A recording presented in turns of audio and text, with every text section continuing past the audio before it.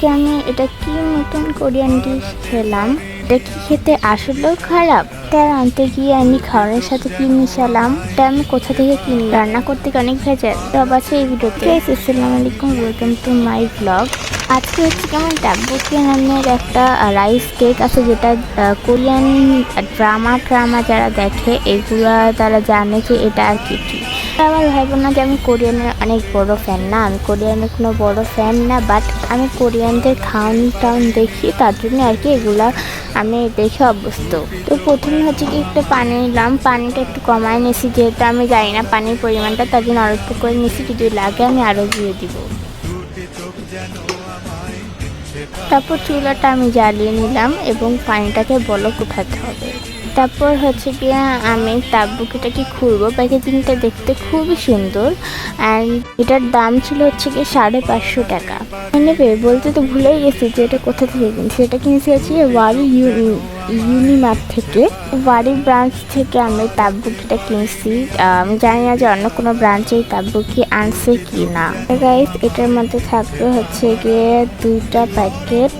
এখানে হচ্ছে গিয়ে 2টা প্যাকেট এবং 2টা মশলা। একটা প্যাকেটের জন্য একটা মশলা, 2টা প্যাকেট, একটা প্যাকেট মানে 2টা যেহেতু প্যাকেটে আছে 2টা মশলা দিচ্ছে, একটা প্যাকেটের জন্য একটা মশলা দিবা। দেখতে খুবই মানে সুন্দর, দেখতেই পারতেছেন। তোমাদেরকে আমি একটা গল্প শোনাই।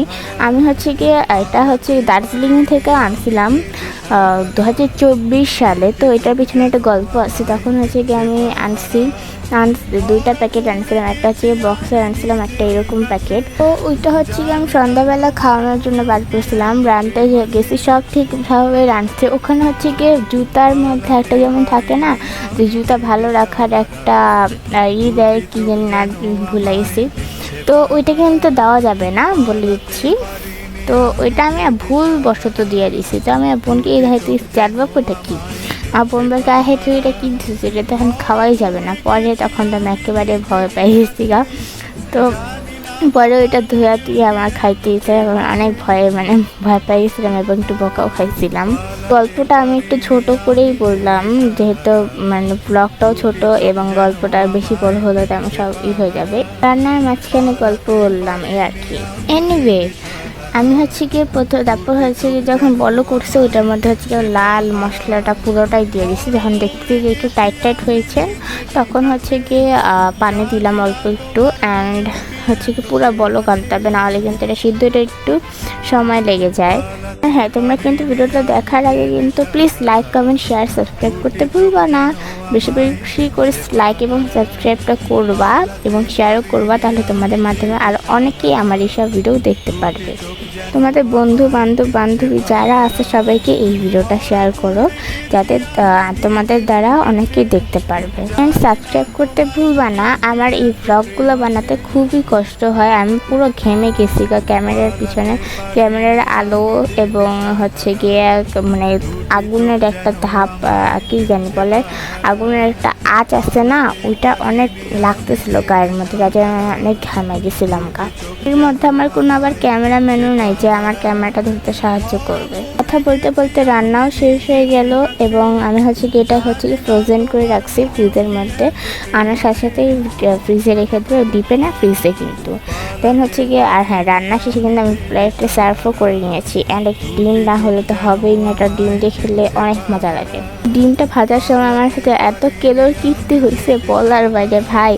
তেল দিছি, ভালো কথা, তেল গরম হয়েছে এবং ডিমটা যখন দিলাম তখন এটার সাথে এটা খসে গেছে। তোমরা আবার ভাইবো না যে এটা সহই আমি খাইছি, না, আমি এটা ফালাই দিছি। পরে এটা ক্যামেরার মধ্যে দেখানো সম্ভব হয় না। দেখতে পাচ্ছেন কেমনে ফুটতেছে আর কি, এটার আওয়াজটা শুনতে পারলে আর কি মানে ভয় পাওয়া যাবে। আর এই তো তোমাদের তো সাউন্ডটা মানে দিয়ে দিলাম, তোমার তো শুনছোই অবশ্যই। অ্যান্ড এই তো আমার ডিম ভাজা শেষ। কুসুমটা আমি আগা রাখছি, আর খেতে অনেক মজা লাগে। আমি সোনালি কালারের একটা আর চামচ নিলাম, কাঁটা চামচ। অ্যান্ড এটা দেখে আমার এখনও খাইতে ইচ্ছা করতেছে। এটা এত মজা বলার বাইরে। তোমরা যদি খাইতে পারতাম মানে বুঝাতে পারছি না যে এটা এত মজা, মানে কি আর বলবো, ভয়েস দিতে পারছি না, এত মজা লাগতো। মানে মনে হচ্ছে আমি আবার রান্না করে খাই। খাওয়ার সাথে সাথে তোমরা কে আমার মতন রাখি পছন্দ দেখো অবশ্যই কমেন্ট করবে। অ্যান্ড ওদের আগের ভিডিওগুলো একটু বেশি ভালো লাগতো, মেহেদি ইয়াসিন যখন ছিল। এনিওয়ে আমি আবার খাওয়া শুরু করলাম। ডিম দিয়ে খাচ্ছি, ডিমের কুসুম দিয়ে খাইতেছে, এত মজা ভাই, ঝাল লাগলো। মানে এটা কি বলবো, রাইস কেক আছে না, এটা আমার থেকে অনেকে আবার নকল করে, যাই হোক নামটা আমি নিলাম না। দেন হচ্ছে গিয়ে আমি আবার খাইতেছি, আমারটা এত মজা ভাই, ডিম আর হচ্ছে গিয়ে ডাব্বুকিটা মুখে নিছে, এত মজা লাগতেছে। ডিম আমি হচ্ছে খাইছি, অনেক ঝাল লাগতেছিলো, মানে খাইতে খাইতে মানে দেখে মনে হচ্ছে অনেক ঝাল, বাট এটা হচ্ছে গিয়ে সিমিলার ঝাল। অ্যান্ড কেকে হচ্ছে 2x রামেন খাইছে, অবশ্যই করবা। আর কেকে আমার ডাকে ডাব্বুকিটা হয়েছে, এটাও কমেন্ট করবা। এটা তো আমি 10 আউট অফ একেবারে 10ই দিলাম। অ্যান্ড দেখেন পুরো চেটে ফুটে খাইছে, এত মজা লাগছে। অ্যান্ড এটা খাইতে পারছিলাম না যেহেতু অনেক ঝাল ছিল। অ্যান্ড আবার ওদের ব্লগটা দেখতেছি, এটা হচ্ছে ইফতার মেকিং চ্যালেঞ্জের ব্লগ। আর তোমরা কে রেডি ব্লগ অবশ্যই কমেন্ট করবা। আজকের ব্লগটা এই পর্যন্ত ছিল, সবাইকে বাই বাই।